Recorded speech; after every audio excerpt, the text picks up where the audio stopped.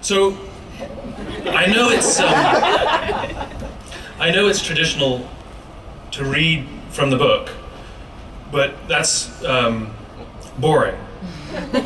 So I figured what I would do is just share some stories, and I can answer some questions on how this book came to be, and why there's even another book. And this book was very, very, very difficult. The book was actually due September of 2012.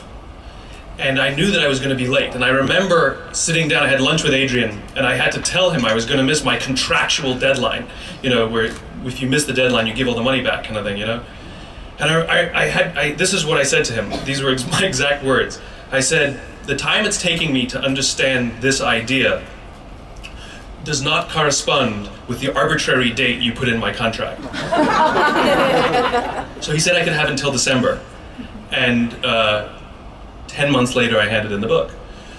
And the reason this book was difficult is because it took 3 significant turns. The book that I set out to write is not the book that I ended up writing, because I kept learning more and more and more that was profoundly impacting me, the way I lived my life, the way I saw the world, the way I perceived the way organizations functioned. And I had to try and capture that and pass on what I was learning.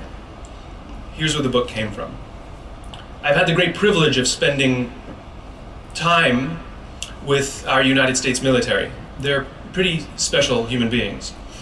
And I got to meet what we call heroes. And people who did risk their lives to save others. I got to meet some of them. And I'll tell you one story, and it's the opening story of the book. So if you buy the book, you can just skip ahead. The date was August 16th, 2002, and there was a team of special operations forces, 22 special operations forces, working their way through a valley in Afghanistan. They were extracting what the government calls a high-value target. It was a very cloudy, dark night. No stars were out, the clouds were thick, and these special operations forces on the ground felt nervous. They could sense something bad was going to happen. They could just feel it in their bones. High above the clouds were 2 A-10 Warthogs, which are slow-flying, heavily armored aircraft designed to provide low ground support for the troops on the ground. They basically fly around and help out the troops on the ground. One of the pilots in one of the A-10s that night has the call sign Johnny Bravo.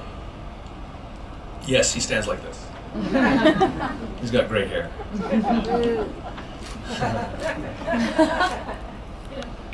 Johnny Bravo, the only contact he had with them was over the radio, and he could sense their nerves.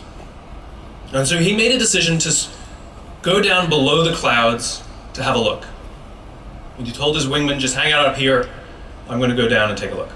And so he points his plane down into the clouds, turbulence throws him about, and just as he's going through the clouds, the call came over the radio. The troops radioed up to him, troops in contact, and that's what they say when they come under effective fire. In other words, bad things are happening. So now there's no question Johnny Bravo had to get down there. He makes his way down through the clouds. When he eventually pops out beneath the clouds, he's less than 1,000 feet off the ground, few hundred feet off the ground, in a valley that's maybe a mile and a half at its widest.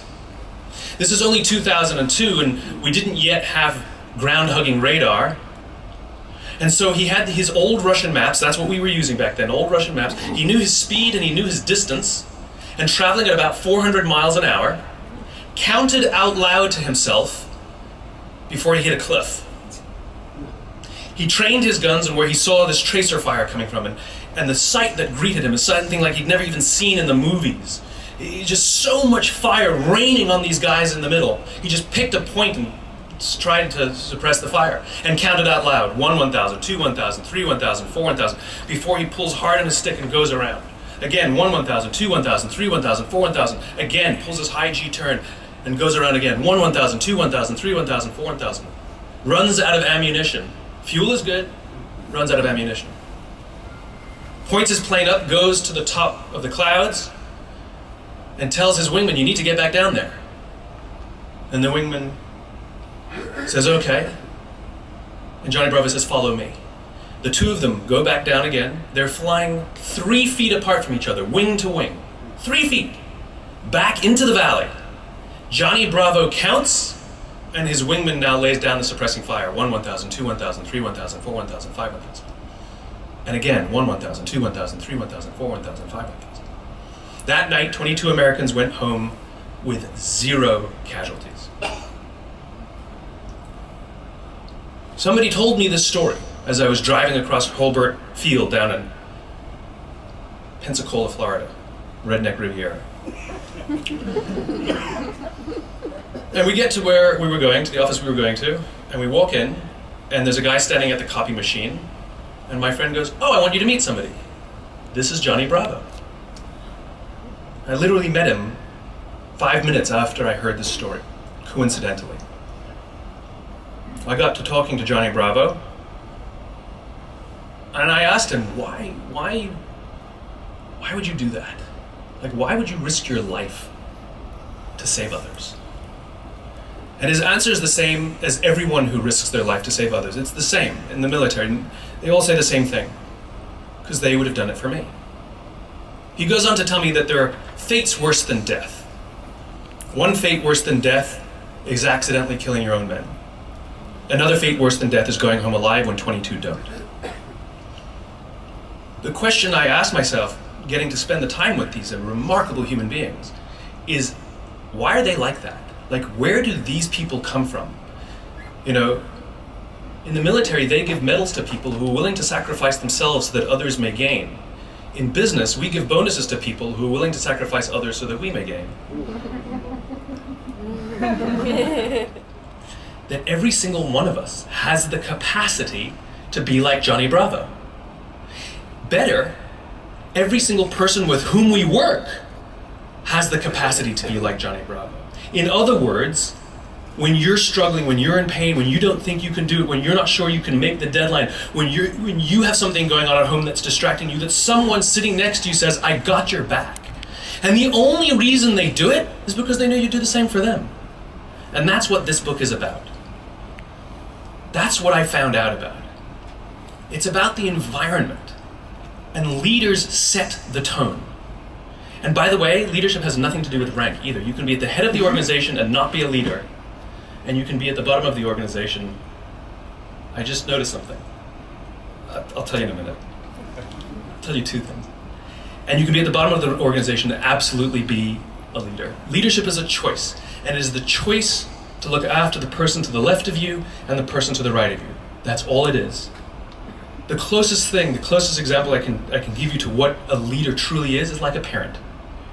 Every parent wants to see their kids grow up to be strong. They want to provide education and opportunity, discipline them when necessary, and they would always feed their children before they feed themselves.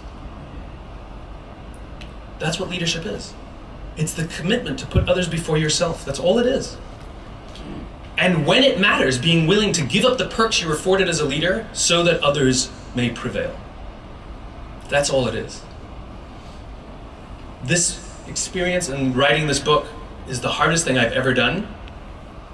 And my fear is that I haven't captured what I learned in the book accurately, to the full capacity. So I hope you get out of it as much as I did in writing it. So thank you very, very much.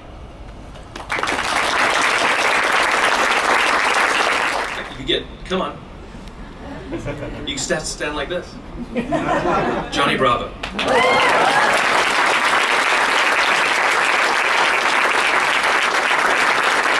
I made him all self-conscious because he really does stand like that. It's people like this that I've had the great honor to meet, that they inspire me.